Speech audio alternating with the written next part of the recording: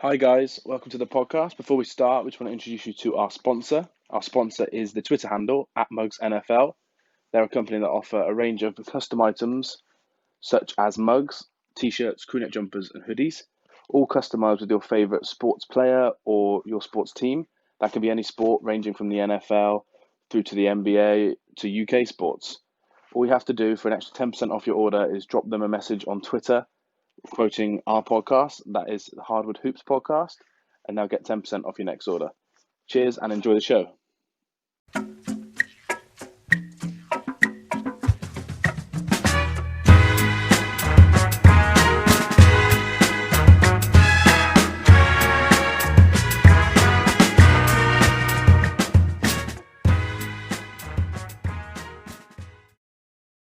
Hi guys, and welcome back to the Hardwood Hoops podcast. This is episode 2 of the podcast. I'm joined again, as always, by Ben. Hello, everybody. Hi, mate. You all right? Yeah, very well. Thanks. Yourself? Yeah, all good. Thanks. All good. Thanks. Just wanted to start with a quick message to everyone saying thanks for the support so far on episode 1. I think we've both had some good feedback, haven't we, mate? Yeah, it's been good. I mean, I can't believe we got at least one listener at episode 1, let alone the amount we got. So thank you very much, everybody. I hope you enjoy it and stay with us. Yeah, exactly. We're live on a few more podcast apps now, but as we grow on terms of which ones we're on, we'll let everyone know. We've also got a YouTube, which we'll be tweeting out on our Twitter page, which is @_Hardwood Hoops. So follow the Twitter page and you'll find all of our links to all of our socials. All right, so on to the podcast. We're going to start with some general news. I'm just going to start so far. So a little bit of news this week. We've had a lot of information in regards to the NBA return. First of all, I just wanted to note out a little bit of news. There's increased optimism that saliva testing could be introduced, hopefully by the time the NBA gets to Orlando. The only reason that would benefit people is they can have multiple tests a day without having the whole cotton bud or whatever up your nose and up your throat. It's just a simple spit test, and it's 80% accurate, so it's not as good as a normal test, but they're hoping if they can introduce that, which they're trying to do in the NFL, if they can do that by the time the NBA returns, it might just mean more tests. And similar to what we said last week, Ben, the more tests, the better. Yeah, definitely. And I mean, it may be only 80% accurate, but it's a test. It's not as invasive as in the mouth and up the nose. So you can do that, multiple times a day if you need to, multiple times a week. That is, I think, on balance, a much better way of doing it because, like I said last week, it must be horrible for the players to have that procedure every single day. So I'm all for this. I think this is great. Definitely good news. Yeah, that was a bit of positive news we had in regards to the return. Obviously, there's been a bit of negative news as well this week in regards to maybe player opinion, whether that's star players like Kyrie Irving or apparently there's a lot of rumours that a lot of young players don't want to play. And I've heard from the Zach Lowe podcast that around 40 to 50 of the players that are scheduled to go currently are showing signs of not wanting to go. But apparently they're all from more of the bottom 8 to 9 sides. So no one in the top 8 of East and West has shown any issues of coming back. But it's more the teams at the bottom of both conferences really that are showing signs of not wanting to come back, which isn't really a surprise, I'd say, is it? No, it's an interesting one. I mean, because to get where they've got to so far, the players' union has gone forward and agreed with the plan so far, and now to have X amount of players come out and say, "Well, actually, I'm not comfortable with this. I'm thinking about not going." How have they been able to represent the players from the league and go forward and say, "Yeah, we're all happy with this," if not everybody is happy with this? And at the same time, Adam Silver has quite rightly said, look, if you don't feel safe and you don't want to risk it, then don't come. We don't want you guys to put yourselves out there, which again, him being him is phenomenal from him. And every player has the right to protect themselves and not want to do certain things. And that is absolutely fine. I completely get it. I just find the link between the players' union and the players maybe isn't quite as clear as we think it might be. Yeah, I think we could be seeing some issues in terms of players' union being represented by a lot of the higher profile players, in terms of like the people like Chris Paul, I know is one of the main people on the panel. Yeah, I think he's people president. like that. Yeah, he is. Yeah, so that they share maybe different views to some of the lower players. Maybe the younger players almost don't want to speak up in certain environments, but then when it comes to media reports and speaking to press and not having to give your name out, maybe it's a bit of a different vibe rather than standing up to your own team leaders, which is a shame, really. You'd hope that people, like in time like this, they could speak to their team representatives. Because I know, for example, Powell is the one for the Mavericks. You'd hope any Mavs player could go to him, for example, and suggest maybe how they feel. But if your representative is maybe Chris Paul, or it's, I don't know, LeBron James, or someone with a bit more stature across the league, maybe some younger players just feel nervous. But hopefully they can stop that. Hopefully this story getting out can maybe a bit more unity between the different factions of players. Yeah, fingers crossed, because the last thing we want is players, more so next season, refusing to play and causing another sort of lockout, especially with everything that's gone on. You kind of want to get back to that normality as soon as possible. Yeah, and we said last week, like Ben just said there, and obviously we share the same opinion that if people don't want to play, they shouldn't play. But we're already at high risk of teams losing players due to the actual virus. So to go into the tournament with less players themselves might be difficult. And this, to be honest, is one of the arguments for not actually bringing more than 16 teams, because you've got a team like the Spurs, for example. LaMarcus Aldridge this week, he's had been announced he had shoulder surgery, so he's out. Why does DeMarcus DeRozan want to even go to Orlando? They're almost too many games behind. They're not going to make it. And without Aldridge, they have less of a chance. But he has to risk potentially his life, in his opinion, maybe, and his family's life, or even just his general mental health in terms of being locked away for another 45 days away from his family. I can definitely see how extending it out like they've done could cause some of these issues, to be honest. Yeah, I agree with that. It's a real tightrope, isn't it? You could fall either side of it and sort of be happy and disappointed with the outcome at the same time. It's very odd. Yeah, it's a tricky situation. They wanted to try and give some warm-up games, but also have them have meaning in terms of regular season. But it's a very fine line they've drawn in terms of how many teams should come. And like we said last week, maybe 20 teams would have been better, just cutting off maybe the Suns and the Wizards, just for an example, just to get the number of people down, because apparently a lot of these teams are the ones that don't have all the players that want to play.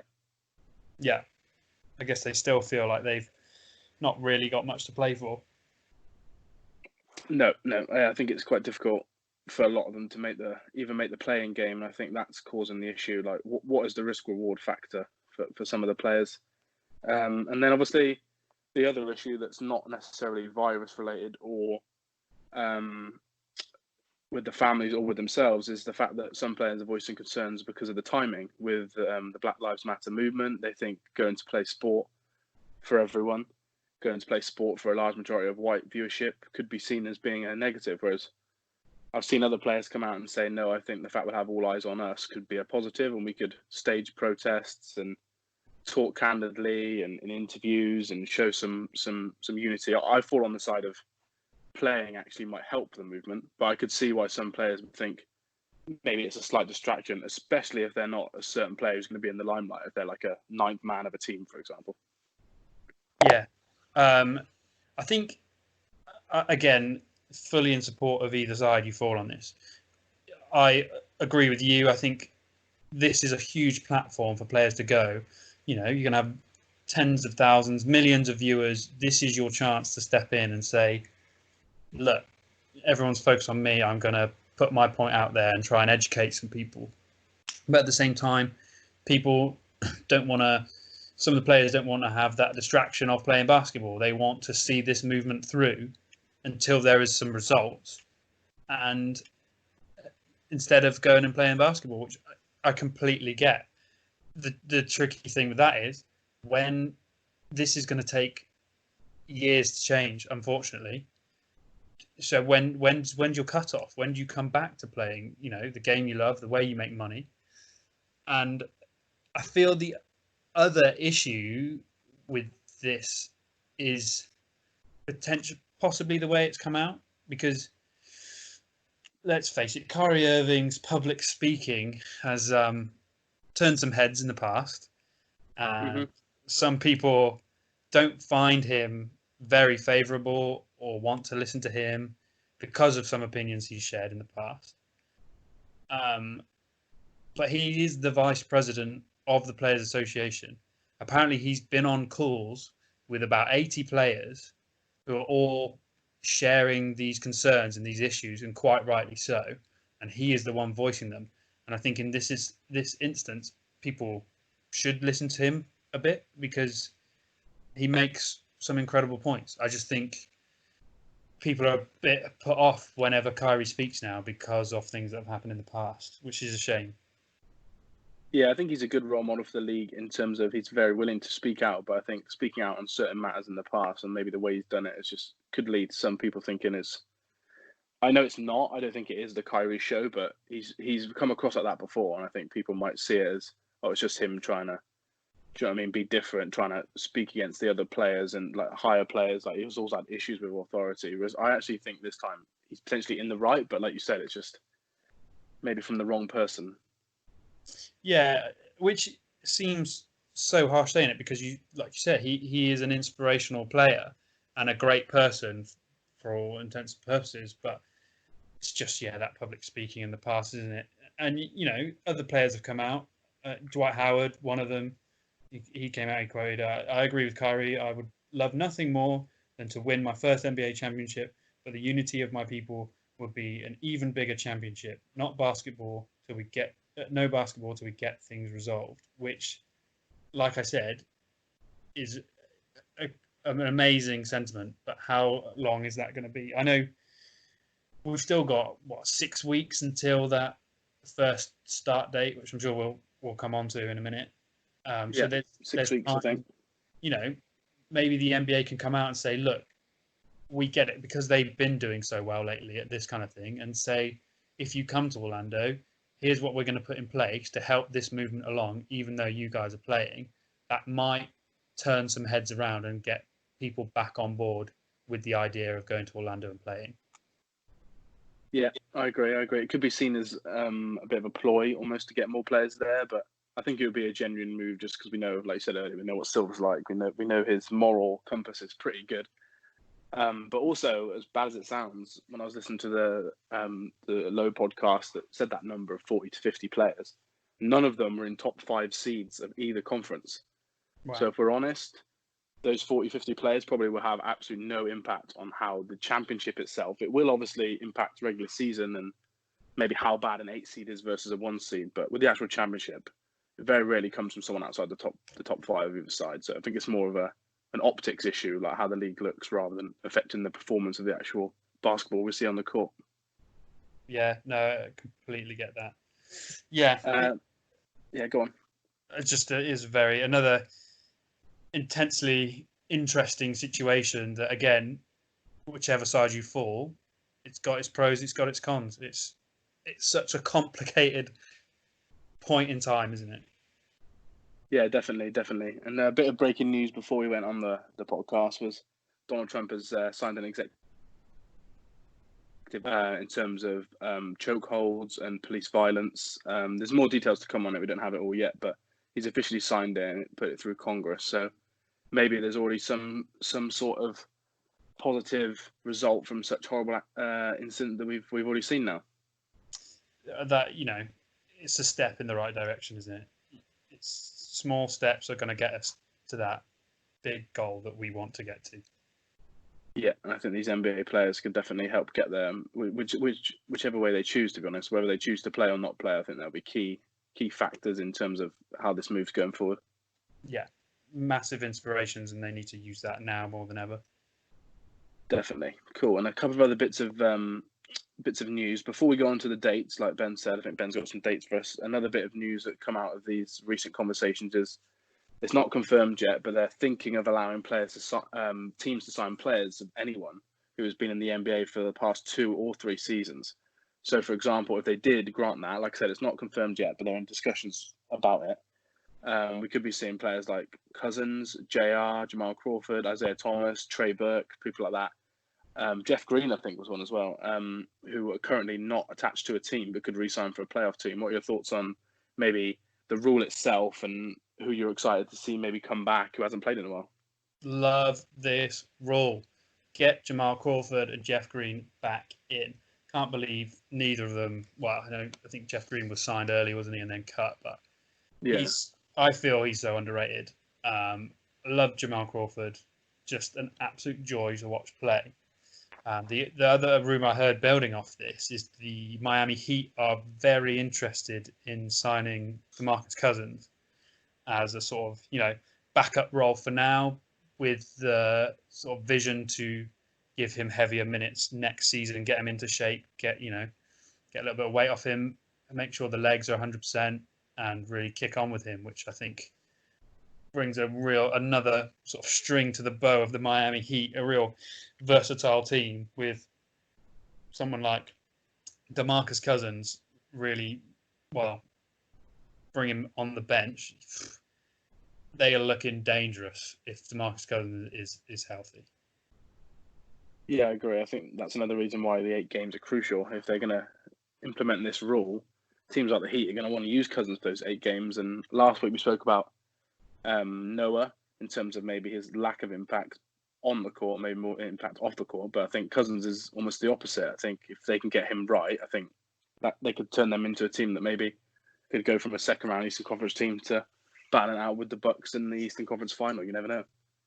Yeah, definitely. I think like that list of players, you could get starting 5 out of that. It's incredible amount of talent that's not currently signed that could go anywhere. I know Nate Robinson is potentially fishing around for a bit of a contract somewhere as well if he can. As always. He's always great to see. Yeah, good energy, great locker room presence, great energy. I quite like to see that again.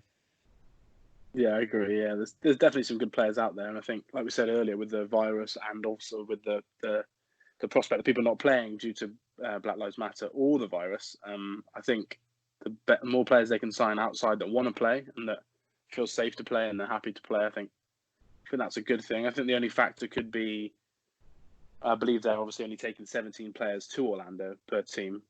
So if it's going to be a case of signing one of these players due to an injury, for example, or someone getting the virus, if they're out for 10 plus days, I believe the players have to quarantine. So then I think you have to really pick your choices well, because if a player's coming into Orlando and he's quarantining for 7 days before he plays, then he's only going to have 2 days notice to play 1 or 2 games, and then you've got to decide what to do with him long term. I think someone like Cousins, that it wouldn't work for. It's not enough time on the court.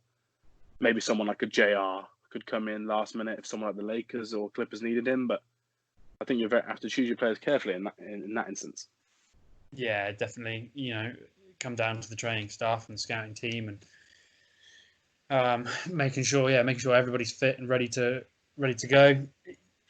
And you hope they will be, because you don't want to see players coming in getting injured or coming in but only playing 1 game and leaving, and it becomes a bit of a mess then, a bit of a fuss. But I'm excited about potentially seeing some of these players get re-signed.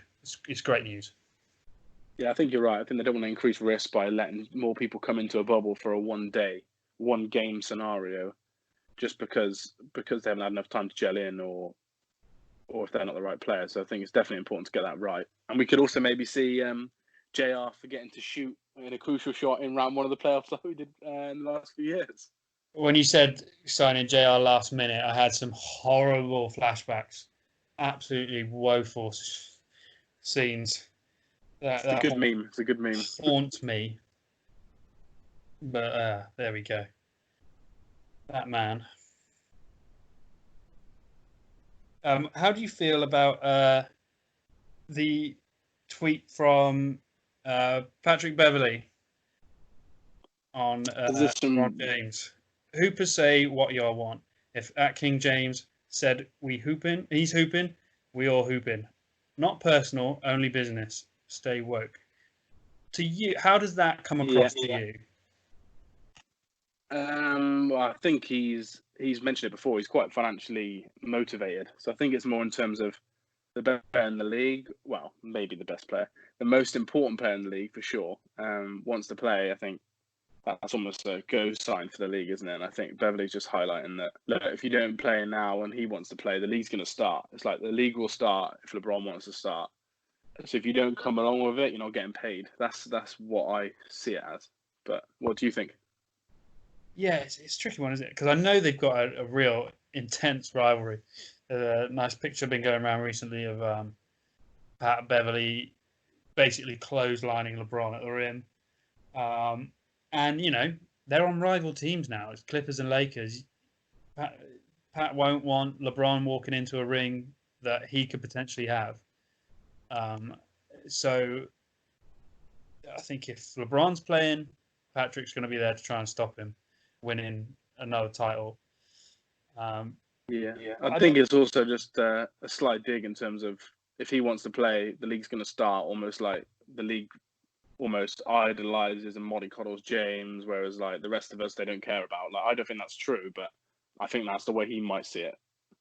Yeah, I think you potentially could have hit a nail on the head there. He could certainly feel that way, and we all know now though it is a players' league. You know, players do have, for better or for worse, so much power.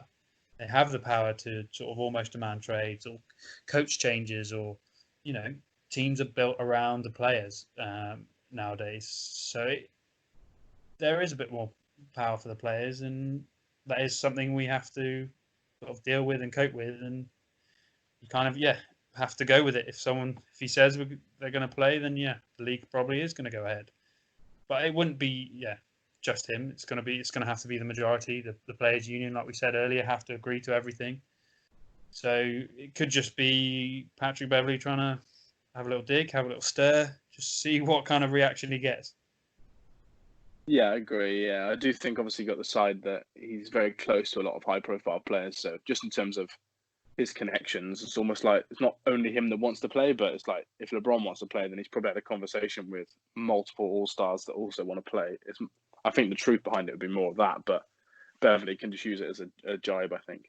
But also, LeBron's almost the face of the league, and taking it across sport. I'm a Kansas City Chiefs fan, and the NFL didn't release a statement on George Floyd until Patrick Mahomes, who's the face of the NFL, came out and did a video on Twitter about it. The next day, they've released a whole new policy. They've done a statement and they did their own video saying they agree with all the players, which they've never done before.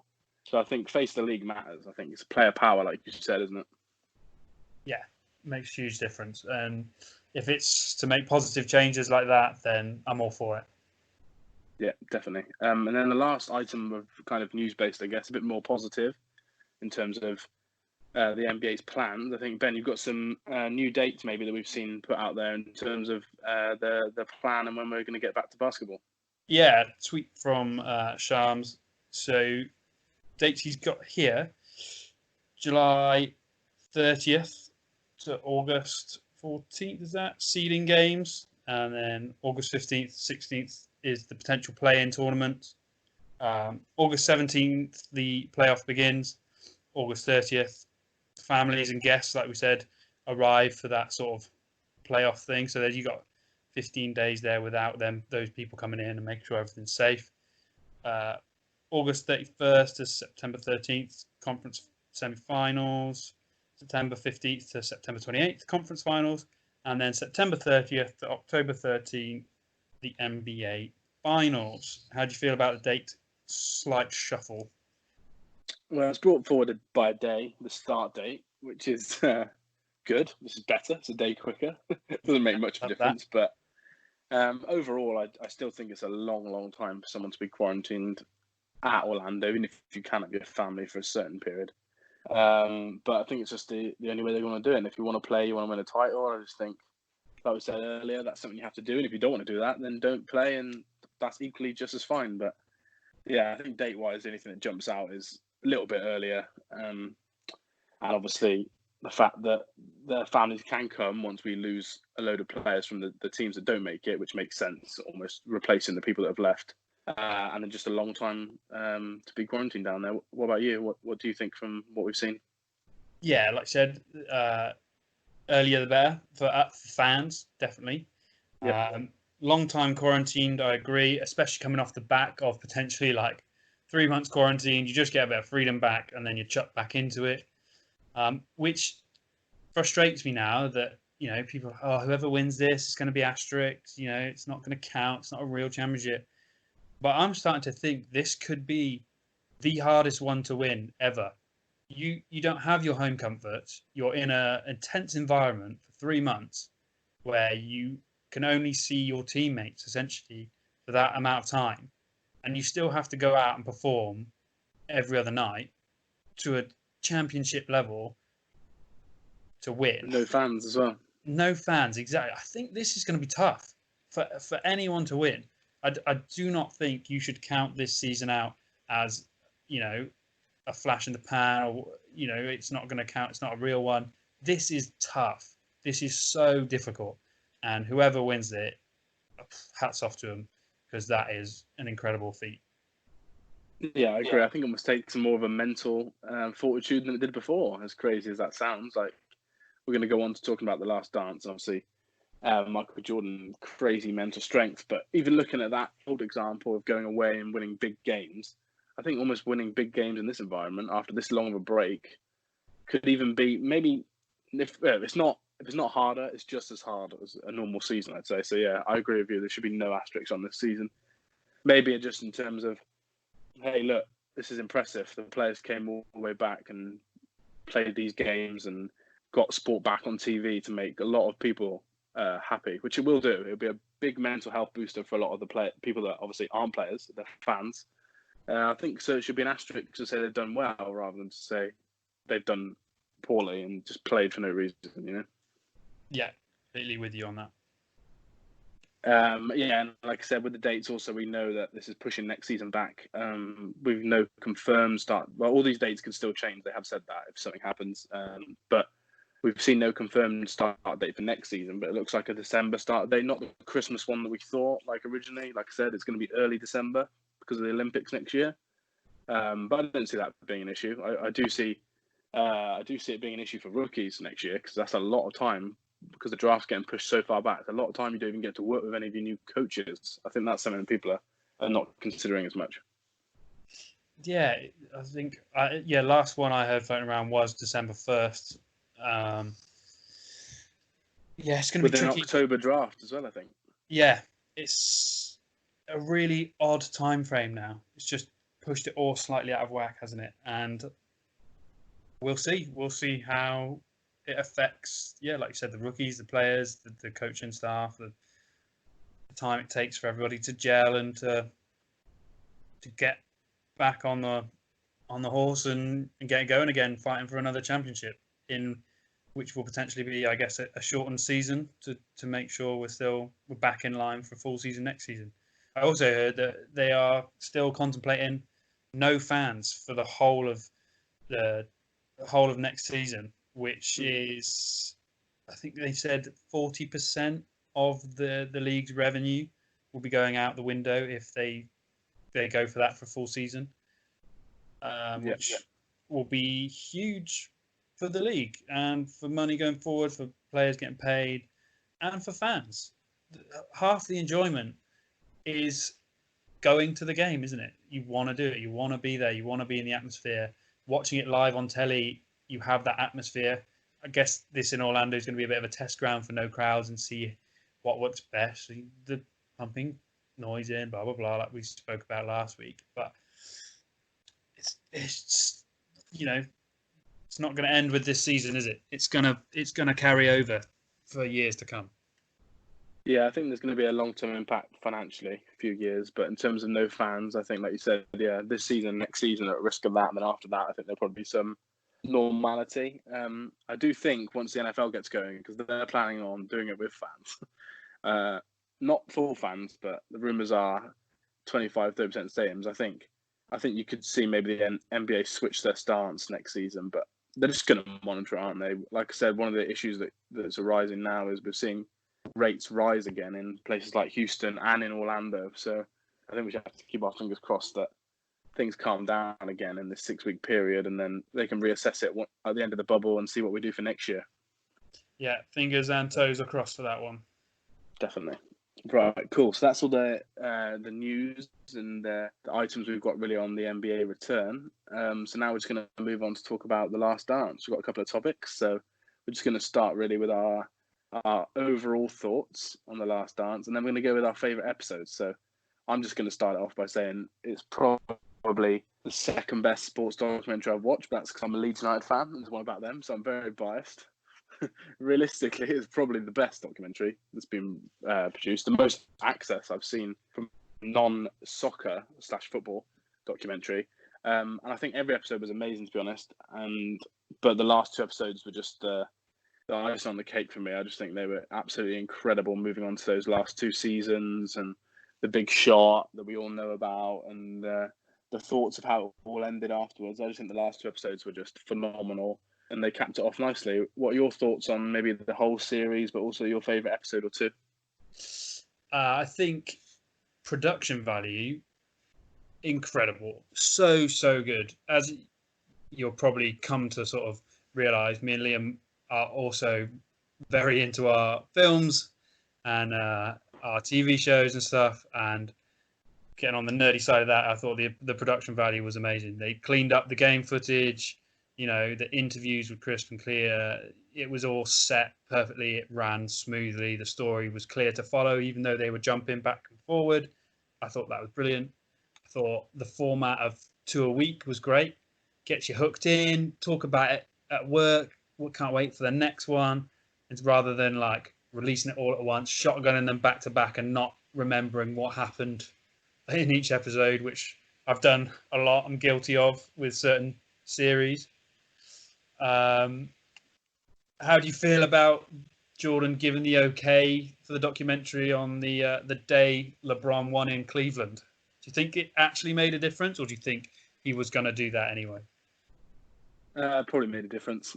I think we see throughout the documentary he's a man that cares about other people's opinions, or more about other people's opinions of him, or people compared to him more than anything. To be honest, I think it probably did have a big impact. People will probably realise as I start to talk more and more on this show, I think I'm quite a big fan of Bill Simmons and the Ringer podcasts, and he was actually at ESPN. Well, before he started the Ringer, so you're talking 10 years ago, and that was obviously when they were trying to release this the first time. And he did say how many times it got turned down just by Jordan with certain stuff that we won't go into, but family-wise that he didn't want shown. So I think the timing was very, like you said, I think it was very crucial to why he decided to release it. But also, you probably find that they also finally agreed to everything that he wanted in a time period. I think the two will work hand in hand. He wouldn't have said yes if they hadn't already agreed to every single thing that he wanted to be taken out or put in, if you know what I mean. Yeah, no, I think you're right there. I was going to ask you actually. You mentioned you like the format. A lot of people didn't like the flitting back and forth between seasons, especially the episode. I can't remember which one it was now, but there was an episode where at the start of the episode, Rodman was beating the Bulls with the Pistons, or trying to beat the Bulls with the Pistons, and then at the end of the episode, he was winning a championship with the Bulls. And almost side by side scene wise. Did you see an issue with that, or do you think that's more just certain people's taste? I think it's got to be taste, because I think that's the Rodman one, episode 3, and that was one of my favorite episodes. I loved seeing him going at it with Jordan, and then being on the same team as him, looking at his crazy antics. I was a big fan of seeing the contrast between the two eras almost. First 3 versus the second 3, and what it took to win each one. I was a big fan of it. I can understand. Yeah, I think going back to, like you said, the Rodman stuff as well. Obviously, we're quite, well, people don't know, but we're the same age. And when Michael Jordan was around, we were very young. So I didn't even know that Rodman went to the Spurs in between. Now I knew that. I was thinking, God, he is not a typical Spurs player. It made much more sense when he left the Spurs and went to the Bulls. That is for sure. Yeah, definitely. Yeah, like I said, we'll get on to favourite moments and things. So I'm a fan of the format, but I can see how potentially like maybe non-NBA fans could struggle with the back and forth. And I thought he played for that team, and I thought he played for that team. but so you do sort of have to play a bit sort of careful attention, I guess, when it's switching. I thought for a story that most NBA fans know, they were very good at building tension towards the end of episodes and making you want to come back to the next one or come back next week. I thought that was brilliant, really hooked people in, especially for those non-NBA fans.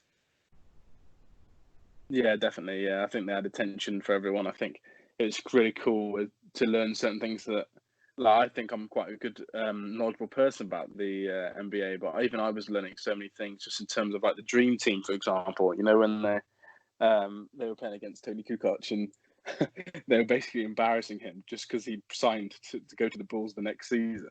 That's something that I didn't even know happened. I've seen them win the gold medal before on YouTube, but I never, obviously, just watching the game, you weren't thinking, oh, right, those two players are trying to shut down him because of X reason. Yeah. I found stories like that, little inside stories, really cool. And I knew that Scotty didn't want to come back into the game for that shot where they didn't give him the final shot and they gave it to Tony. But obviously, I'd never really seen any footage of him on the sidelines, and hear Phil Jackson take him out and talk about it. I thought that was really cool. Yeah, that was some very honest footage there as well. If you can read lips, it's verbatim there, isn't it? It's very good. One of the things that frustrated me, though, although those last two episodes were incredible for the story, this series was meant to come out in line with the NBA Finals, wasn't it? So the last Yes, it was. Yeah. couple of episodes, because it was released early, were rushed slightly through production. And I think they cut short or cut out a big part about the Jerry Krause stuff. Because I felt in the first 1 to sort of 6 episodes, they were really building this confrontation and this tearing apart of the team and him and Scotty and all this kind of stuff. And it was briefly mentioned after that, but not into as much detail. And then in the final episode, Scotty kind of mentions, I don't blame Jerry Krause for all this. He was just doing his job. It suddenly flipped. Like, Scotty hated him. Absolutely hated him. And then all of a sudden, oh, it's not really his fault. I felt like they were setting off this sort of massive payoff where Scotty sort of understands the business of it all, and maybe he spoke to Jerry and all this kind of stuff, but it just kind of flipped. But I mean, that's my only kind of major grumble with the narrative of the documentary and story. Apart from that, I can't really fault it as a whole. So yeah, I do agree. Maybe the flip between the first 6 episodes and towards the end to do with Jerry Krause, but I just wonder if it's because when they tried to release it, the first time, Jerry Krause was still with us, whereas now he's passed on, and obviously Jordan was basically in charge of creative control. I wonder if he wanted to switch the end of the documentary away from Krause issues and more back to him, and more the confidence that, oh no, we would have won a 7th ring if they'd have let us play. Put it on more of a positive spin, and more of a spin, if I'm honest, that's focused on him rather than Jerry. Yeah, it's the Jordan documentary at the end of it, isn't it? It's got to be about him and his legacy and what he achieved, which I think they captured really, really well. I think it's a great series, but that's us talking about it as a whole. Are there any sort of specific standout bits for you? Like, I don't know, a top 3? Yeah, cool. So top 3. If we go one by one then, in no particular order, I think probably the Steve Kerr story was good. That's on. Yeah, is that on your list as well, is it? Yeah, the punch. Yeah, the punch. Oh no, I see 2 different stories. I was thinking more of the Steve Kerr family story, and then how he hits that shot to win him the title when they go into the huddle. Yeah, and Jordan says, "Oh yeah, Steve, this is your shot," and Steve Kerr pretended and was like, "Cool, like yeah, cool, got this, yeah, like relax," even though he was nervous as hell. I think that was a cool story. I think, if I'm honest, that was quite an emotive story. I think Steve Kerr, who I personally love, he's one of my favourite coaches ever in sport. He's such a good person. He always speaks up against people like President Trump, He's a big person for Black Lives Matter. So I've always loved Steve Kerr, and I love the way he wants his teams to play. So it was cool to see him back then as a different person and seeing him get that first shot of the limelight. And I've had issues before. Both my parents have passed away. So see Steve Kerr's dad pass away, and then how much it meant to Steve that he actually got to the NBA for his dad. That was a really cool story for me. But I think your story is good as well. I think the punch story is funny. It's great because it's very much highlighted. Take what you want from it. If you think Jordan's a dick, or if you think he was just extremely motivated, that story of him in practice, especially when you see Steve Kerr next to him. Steve Kerr is small compared to Jordan, and Jordan keeps pushing him and pushing him and pushing him, and Steve gets up and pushes him back, and Jordan hits it. I would have loved to have been there, and then to have Jordan get pulled aside by Phil Jackson, just to show you how influential Phil was. He's telling the biggest athlete in the world he needs to leave, go sort himself out, and make up for it. I love that. That Steve Kerr episode, I think episode 9, was great. Like you said, I love Steve Kerr as well, so I'm all for that. What have you got next? Quickly on the Steve Kerr thing as well, though. He's got his own podcast as well called The Flying Coach. And he was talking about, it's with Pete Carroll, who's an NFL coach for the Seahawks. And he was talking about that punch episode. And he did say he remembered it slightly differently, almost that Phil didn't kick him out, and Phil just invited him to his office and just said, "You need to go apologize to Steve." And they kind of just hugged it out rather than this big thing. But apparently the documentary and Michael remember it as that Steve fully kicked me out, whereas Phil kicked him out, whereas Steve said, "Oh no, I just saw it as a quick meeting in the office." And then he apologized and we were all good. So it's quite funny to see how people remember different things. But Steve said he was probably concussed from the punch. Well, building from that, there's been a few grievances about this, hasn't there? A bit of a backlash from certain players that were in the documentary, in particular, Horace Grant, even Scotty's come out, and Rodman have come out with a few bits where they've said it's been made to look a certain way or to favour someone over someone else, and they're not massively happy with it. No, you can tell it's very pro-Michael, can't you? And if he was more in favour of one person over another, then I think the story might be leaned towards another way. But also, people don't want to look bad. So if they're being made to look bad, it's very easy for them to come out and say X, Y, Z, or maybe if people aren't in it enough. For example, Horace Grant was a key member of the first title side. When you look at statistics, and he's barely mentioned until he gets to a part. He's mentioned, but they more mention the fact trading him away, and then mentioning the fact that he snitched to the reporter more than the amount of rebounds he was getting, and the fact I think in one season he didn't miss a single game. So I think it's almost like, look, it's the Jordan doc, and someone like that's going to be jealous. But yeah, I think Horace Grant definitely had something to feel annoyed about anyway, from what I read. Yeah, he was he was the first three-peat Rodman, wasn't he? And he was. Barely got a mention about the basketball stuff. Like you said, his two biggest moments were potentially, allegedly, snitching to the press and being traded.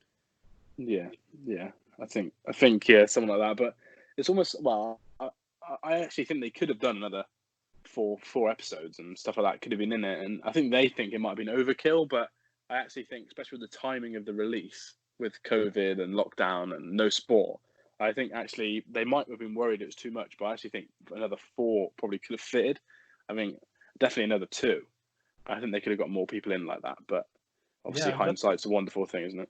Love to have heard more about, they did the Kukoc one, which was great. They've done the Steve Kerr one, which was great. Why not do a Luke Longley, or just look at some of the other balls that are around? I want to know. I guess that's because we're basketball nerds. We want to know more about the whole team, not just the stars. Because I know Michael's story. Or even the Jerry Krause episode. Yeah. See more from his thing, from his family's point of view. Obviously, even talking about the fact he's not here with us. That's not even mentioned, I don't think, in the documentary. No. Can't remember them saying it. No, but what have you got? So you've got one each really there for Steve Kerr. What have you got for another great moment that's not that one? Mentioned it already, the Dennis Rodman episode. Absolutely love that. What a madman. I just need a couple of days off mid-season, go to Vegas, get out of my system. And everybody said, okay, yeah, sure, go for it, knowing full well they weren't going to get him back after a weekend. And that was funny when Michael said that. He said, I can't remember the phrase. I can't remember what he said, but he basically said, like, look, you and I both know we're not getting him back in 3 days or whatever it was. It was funny.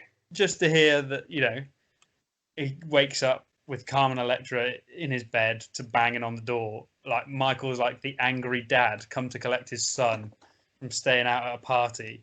And the footage of Rodman turning up to training in his slippers. And then the story of, what was it, the day after they did that run.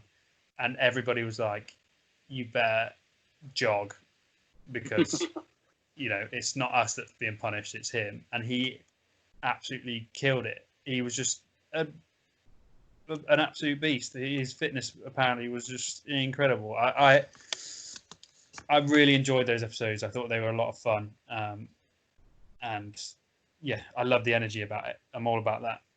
What about you? I think he's an interesting character for sure. He's even been on the UK Big Brother, Celebrity Big Brother, things like that. He's just like crazy character. He's had obviously a bit too much of an interesting life for us to talk about on here, but in terms of time, he's had such a crazy life. But yeah, I think that documentary highlights that he's just a wild spirit, and they almost let him do what he wants to a point, just to appease the team really, and to make him play as good as he can when they need him. And they definitely needed him. They wouldn't have won those titles without him, I don't think.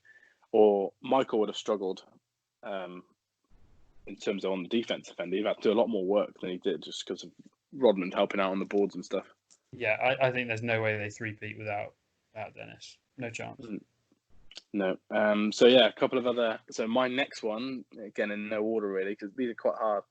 Probably quite a common one. Is his first title. After all those seasons of failure, which I did know, but when you see it written down, it's hard in terms of because they're doing a time frame on that documentary. When you see how many times they did fail before he actually won it, and then you think about some of the greatest players in the world now, and you think about like other teams that have been compared to the Bulls, like the Warriors, like how early in like Steph's run they were winning the title, age-wise, and Jordan took so long to win it. But those scenes when he's hugging the trophy and he's got his dad around him, obviously he later on is like really key story when he passes away. But when he's there, that's just incredible to me. I just think that was really cool, and it was a lot of emotion, stuff you see from Jordan at the end, but in the middle when he was at his best, there's not much emotion apart from anger and determination and trying to win, which is great. But it was cool to see that release and that like pure like ecstasy he's got of winning that first ever title. I thought that was really cool.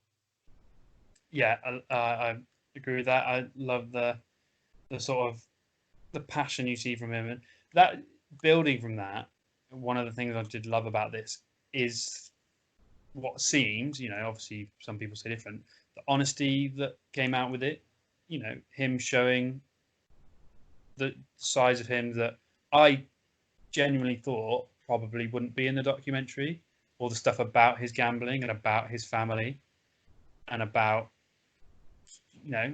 stuff that made the press for the negative for Michael, the things about not backing the senator or whoever was being elected. Mm-hmm.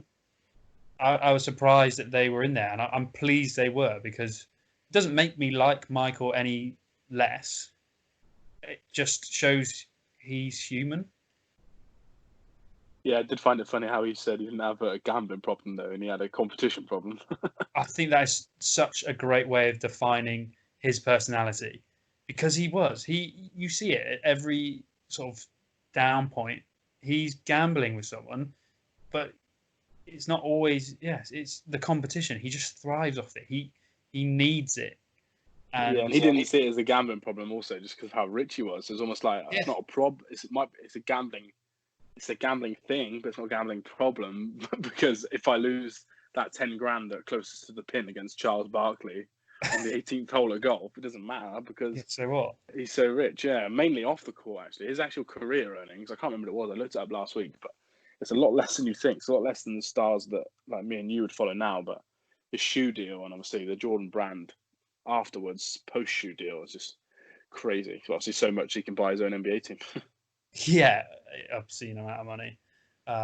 So yeah, that was great. I've got another point, and it was Jordan as far as I was aware, was a horrible baseball player. But turns out he worked so damn hard at it. If he had probably not had that lockout season with the baseball, he might have gone pro, which that was something new I learned about him. I just assumed he was rubbish. Yeah, see, that was something I knew before, but only because of a week before the documentary was released. I work with an American lad, and he was on about hopes the documentary doesn't fail like his baseball career. Standard like baseball MJ joke. So I quite enjoy a discussion at work, so I thought I'd Google it. And when I read some of the stats, I was quite surprised actually. I think it was good. And then when you actually hear people talk about him who know baseball, I don't watch baseball, so I'm clueless really. But when you hear the coaches and stuff who actually talk about like, oh no, his actual like periods of play were really good at times as he practiced and got on. And you got to bear in mind these players, some of them that he'll be playing with, played since they were, I don't know, 9, 10, 11, 12. And they've done no break in baseball, whereas he had such a long time not even playing baseball at all. Like, yeah, I agree. I thought that was quite cool to hear that. But good for the Bulls, good for us, good for NBA that there was a lockout, if I'm honest, because I could have seen him if he'd have made a pro team, maybe 1 or 2 years. He could have got to a point where he thought, right, I've done it now. I'm a pro in baseball, whatever. He could have joined a title contending team, just been like last man on the bench or whatever. But I'm glad that the lockout forced him to come back to what he loves, which is basketball. Yeah, just think we could have had baseball Jordan retire, Wizards Jordan retire. Which, yeah, we won't go into any Wizards Jordan. That's a sad day. I think, and the only other moment that I was going to talk about in terms of the top three is just that final shot. That final shot, where they pause the camera when he hits that winning shot for the last of the three-peat. I think and obviously that ended up being his last shot ever as a Bull. I thought that was cool. I thought the actual imagery was amazing. I thought the storytelling that led up to that specific bit was amazing because it's almost like you said earlier, like a tension.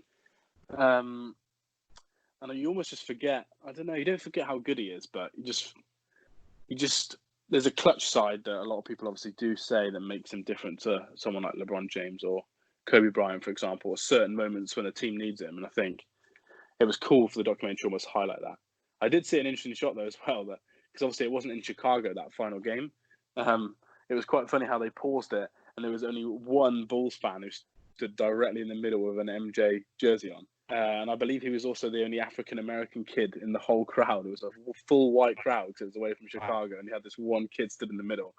And MJ just there hitting the shot. I thought that was real cool imagery in terms, especially the time we're going through at the moment. And basketball's linked to African-American people. And obviously Jordan now, with donating the 100 million to the cause, for example, since all this has happened, I think it was very cool they could screenshot that image and use it as like a end shot. I think that was amazing. Yeah, it ties in perfectly to everything we've got going on. I think there is a young boy out there as well holding up 6 fingers as the shot goes up. Oh, that's cool. That's, again, great imagery. And yeah, it caps it off perfectly, doesn't it? And, it opened, again, like I said, it shot so beautifully. It opens with him sat on the balcony of his, his mansion he's been trying to sell for 10 years or wherever it is. Smoking his cigar, sipping his apparently his own brand tequila, and that's cool. Finishes with him finishing the cigar and finishing the drink, and that after that shot and tying up some loose ends, and a brilliant end to a brilliant documentary. I've got a quick fire question for you though. Yeah, go for it. The flu game, was he poisoned? Yes or no? No, it wasn't poisoned. But if anyone knows, like, who's had pizza late at night, A, that's not great for an athlete.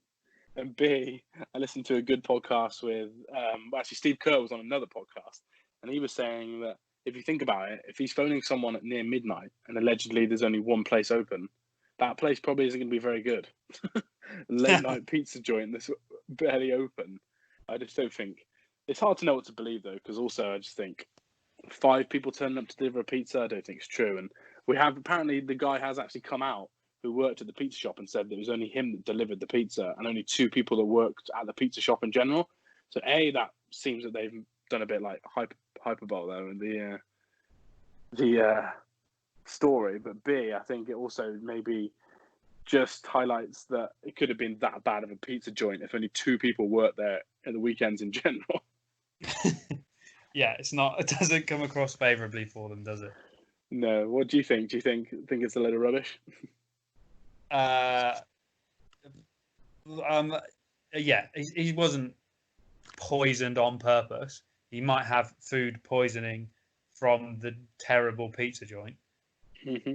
or it could just be he was up very late, smoking and drinking, gambling, and was very hungover. I don't know if you've tried to play a championship game on a hangover. I mean, I find most daily tasks very difficult when I've had a late night and a few drinks. I can't do 2K championship with a hangover, let alone an NBA real championship. So, I mean, either way, it's incredible for him to play on and do what he did. You cannot fault that. But under what circumstances did it occur is the question, isn't it? Well, I think 2 points as well. You just find hilarious that if it is a lie, and that he finds it emasculating that if he did just have the flu, for example, and he wants to make this big elaborate excuse, I find that hilarious that he would find the flu emasculating. I think playing with the actual flu is just as impressive as playing with food poisoning. That's horrible. Yeah, I know. It's crazy that if he has lied and made that out, the reason would make sense. And also the other point was apparently he stayed at a Marriott hotel, or Marriott as they say in America. I just find it unbelievable that you could not phone room service, even if they were closed, and say, "I'm Michael Jordan. I want a sandwich." Yeah. I just think that part I just found hilarious. And I didn't really think of that until I listened to a few other people talk about it. And then I thought, oh, yeah, like he's Michael Jordan. They've given him a suite. And I believe the suite had a piano in it. But they're going to reject him for a sandwich. It's fine. No way. I think I've even been able to get a sandwich at a hotel before when the bar's shut, let alone Michael Jordan. Yeah, mad. Maybe they were just, the hotel was spiting him because it was in Utah, wasn't it? Yeah. I was going to ask you as well what your thoughts. I thought it was cool, in general, how Pippen came across. Take away the Jerry Krause issues, because I also actually think most people look at that issue and think Jerry Krause is actually at fault.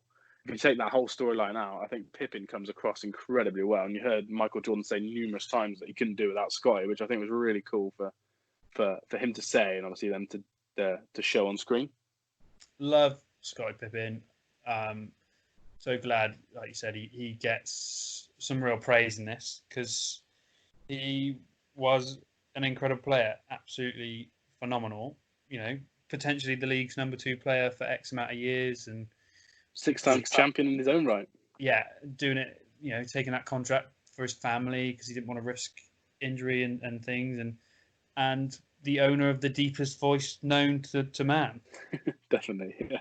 And a weird setup as well, because he's almost being interviewed in front of his front door, and you think he's got a big house there, and he sat on a very small chair in front of his front door, and I thought, I don't know, like MJ looks so cool with it when they're recording him. And every time it flashed back to Phil, he was outside, which kind of suits his vibe.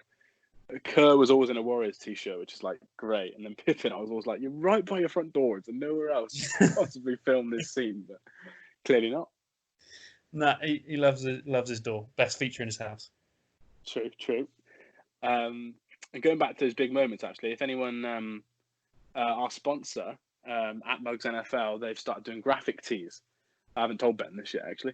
So you can take a famous image or ask them to find one that's high enough quality. I'm not really sure, obviously, how the printing works, but I'm actually getting that moment I mentioned earlier where Jordan's crying around that first title. I'm getting that put on a black tee, courtesy of those guys. So yeah, remember anyone any graphic tees as well, just at Mugs NFL, use our name and you get 10% off.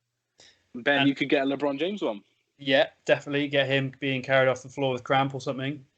Yeah, that'd be good. Or the toss of the chalk is a famous one you could get. Yeah, to be fair, that is a great image. Or the block on Iguodala. I think he's already started making those. That was one of the prototypes they used. Because I think there's a LeBron fan that he's quite close with, so they prototyped that one. I've seen that actually in a photo. That looks cool. It'd be nice as well to hear from listeners. You know, if you've got a favourite moment or a standout part that maybe we didn't mention, or because this review, I guess, is a bit late to the party, you can always tweet at us or comment on the YouTube. Tweet at _Hardwood Hoops. We want to hear from you guys. We're doing this because we want to hear from everybody. Yeah, definitely. And in terms of images as well, any images you want at Mugs NFL to do, tag us in it as well. We'd love to see what cool basketball or non-basketball images you could conjure up. Yeah, maybe cool. steal some, use them for ourselves. Definitely, yeah. Any Carmelo ones, give me a shout. Cool. We're going to end it on one last thing before we sign off from the guys. So future documentaries, just as a little quick finish. Apparently, Ben, actually, I think you were the one who sent me this. Magic, he has a documentary coming out next year, and I think he had unprecedented access, which is the same phrase they used when they described Jordan giving unprecedented access. I think Magic apparently has done the same, and we've got a documentary next year, I think, haven't we? So building from what you said from the USA team, I've watched two documentaries, two really good documentaries on YouTube. I can't remember the name of them off the top of my head. And one is about the USA basketball team, which goes into great detail, mentions everything in the Jordan documentary, but in more detail. It's brilliant. I'll try and find it, and I'll link it on our Twitter page. And the other one was Magic Johnson and Larry Bird. They did a joint documentary, and it is fascinating because everybody says Jordan saved the NBA or whatever, but Magic and Bird really brought fans back to the NBA, and if you watch it, it's brilliant. And the stuff they go into about Magic, and obviously he's got a really interesting story. This documentary is going to be phenomenal. I'm super excited about it. It's going to be really good. It's going to be an emotional one as well. Yeah, definitely. Yeah, I've actually seen the Larry Bird one. I think they hate each other but loved each other at the end as well, which is quite cool. They apologise and they become friends since, I think, which is quite cool. Yeah, they're so close now. Yeah. Yeah, and in terms of other ones we'd want to see, so it's difficult, really. Maybe I know they've done a Tiger Woods one, but in terms of basketball, when you've got the bar set at Michael Jordan, it's very difficult to know who deserves one, especially of that length. Like, for example, a 2-hour feature is very different to a 8 to 10 part documentary. But yeah. I think obviously LeBron James would probably get one. He hasn't had a lot of controversy, really. Yes. In terms of some of the other off-field stuff that maybe Jordan had, but obviously he's got a lot of on-court stuff, a lot of actual basketball stuff, which would be cool. But that's probably a long way off, just because they obviously like to wait till someone's retired for a while, and I think LeBron will be playing for the years to come. So obviously a Kobe one, after what happened recently, I think it'll be difficult to do one like MJ, because obviously if it hasn't already been filmed, unfortunately, we all know we can't do that now with Kobe. So if it hasn't already been filmed basketball-wise, they'll have to use a lot of, for example, like studio shots from like ESPN, like actual game shots that they've shot, and then maybe use other interviews or a lot of people talking about Kobe. So it'd be a very different style. But I just think, I think he was probably more loved than Jordan. B, he seems to be one of the most loved players of all time after what happened to him. The amount of outpour of love for him, and people didn't even know, like the amount of people that were like, oh yeah, he used to send my kids shoes every week. Oh yeah, he'd come down and watch my daughter play. Oh yeah, my son did shooting with him in the summer. Stuff that never got out into the press came out, and I think there could be a real cool documentary that almost honors his life, but also tells his story. I think that'd be my first choice, to be honest. I think Kobe was so honest throughout his career, and with interviews and talking about things, and I reckon they could really knit in those kind of interviews with that period of time. Him talking about that in an interview at X year, talking about a completely different year, they could kind of sew it in really nicely. I definitely think they're going to do one, maybe not to the scale of 10-part, 1 hour, but I think he needs one and deserves one. I think I have a lot of respect for Kobe and what he did with the Lakers, and I wasn't a massive Lakers fan when he was their guy, but you cannot not respect him for what he does and what he achieves, and doing his Achilles heel and coming back and shooting those free throws, and he was just much like Michael, just so driven and so focused. And like you said, all the nice stuff off the court. What a phenomenal guy! Incredible. Yeah, he definitely deserves one.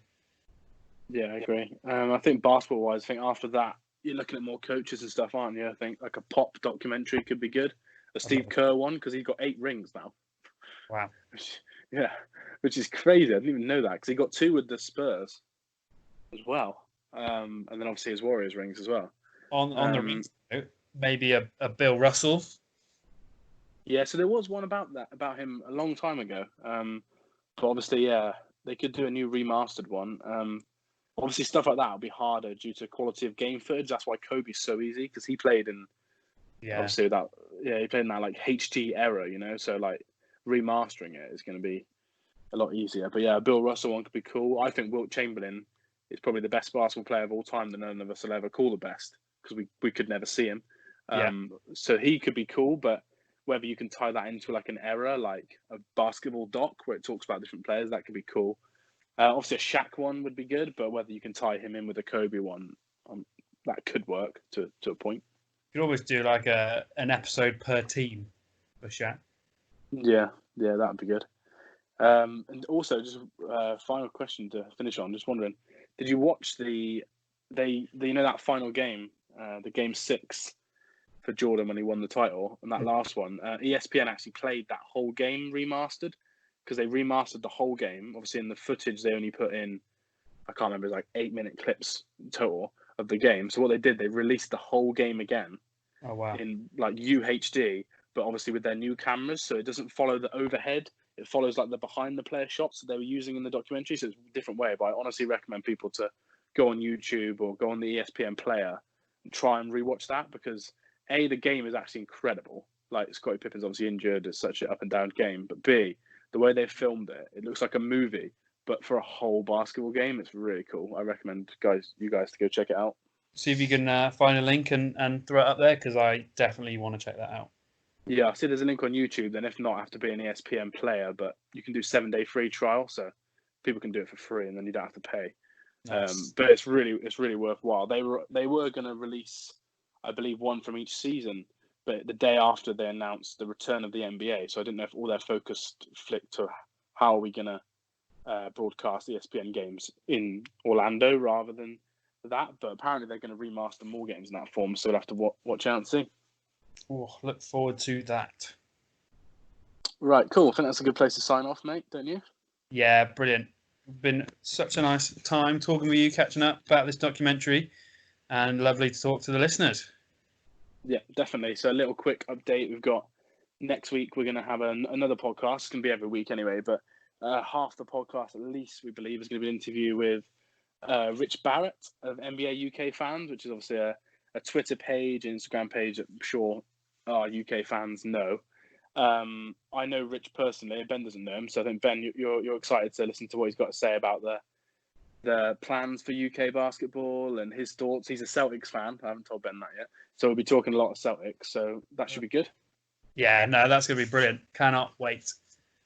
We spoke a lot of Western Conference as well last week and this week, minus the Jordan stuff. So it'd be good to get an East fan on for his opinions. And then the week after, I think we're going to try and do some sort of top 10 NBA player style draft. So that'd be cool. Yes, but yeah, so right, look forward to that. So thanks everyone for listening. Just remember, you can go follow us at _Hardwood Hoops on Twitter. We're also on YouTube now, which you can find the link to on our Twitter page. So go follow us on both of those. And just remember that our sponsor is at Mugs NFL. We mentioned them earlier. They can do any customized stuff for you guys, for t-shirts, hoodies, graphic tees, mugs with all your players' names on, your names on, player badges, team badges or whatever. So remember to go follow those guys as well. And we'll chat to you next week. See you later. Speak soon. Bye.